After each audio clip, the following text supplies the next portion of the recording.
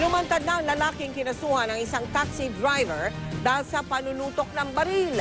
Ang giit niya, hindi daw siya, kundi ang pinsan ang nakunan sa kumalat na video ng alitan sa kalsada. Nakatutok live si Steve Dailisan. Steve. Mel, nakausap at nakaharap natin yung magpinsa na si Carl Ben Ang at si Bill Emerson Tan Ang. Sila yung mga pangalan na nababanggit sa mga balita na sangkot di umano dun sa panunutok ng barel sa isang taxi driver sa EDSA Santolan, Kamakailan.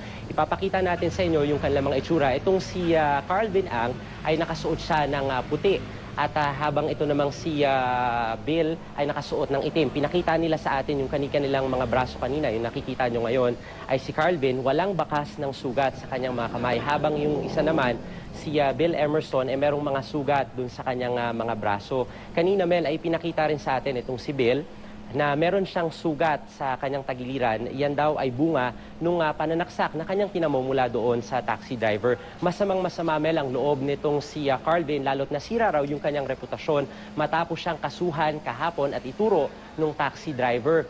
Si Carl Ben ang tumating corporate secretary nitong Primex Development Corporation at siya rin yung anak ng presidente ng naturang real estate company.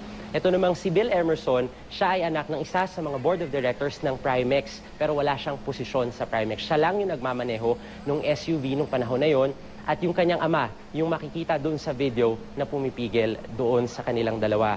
Sa ngayon, Mel, ay pinag-aaralan nitong kampo ni Carl Ben yung pagsasampa ng kaso doon naman sa taxi driver habang si Bill naman ay may inihanda ng kaso para doon sa driver. Pakinggan natin, Mel, yung magkakasunod na pahayag. Una ni Carl Ben, kasunod ni Bill at yung pahayag din ng hepe ng QCPD Station 7. Siyempre, sa buhay ko, na-damage yung character ko. So, yung pangalan ko, matagal ko nang pinapangalagaan. So, hindi fair yung nangyari sa akin. Tapos na-bash ako sa social media. Eh, siyempre, alam mo na naman ganyan. Abot na sa buong mundo yan eh. So, kalat na yung mukha ko. Tsaka, yung ginawa ko raw, tsaka sinampahan pa ako ng kaso, eh, hindi naman tama.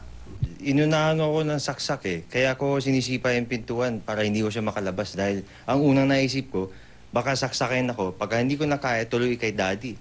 O kay tatay, baka masaksak din siya. Kaya pinagsisipa akong pintuan, ayaw ko siya palabasin. Dahil hindi ako marunong makipag-away ng ganyan.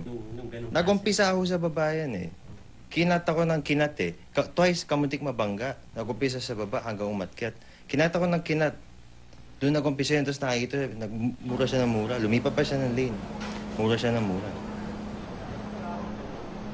Mel, bago yung ating panayam, dun sa magpinsa, nakausap natin yung taxi driver at ginigit niya pa rin na yung kanyang itinurong litrato, yung mismong nakaharap niyang SUV driver. Ngayon, gaya ng nabanggit ko kanina, pinag-aaralan ni Carl Ben yung mga kasong isasampa niya laban sa taxi driver. Frustrated murder naman ang inihain na kaso nitong si Bill Emerson Tan Ang laban dun sa taxi driver, Mel. Maraming salamat sa iyo, Steve Dailisan.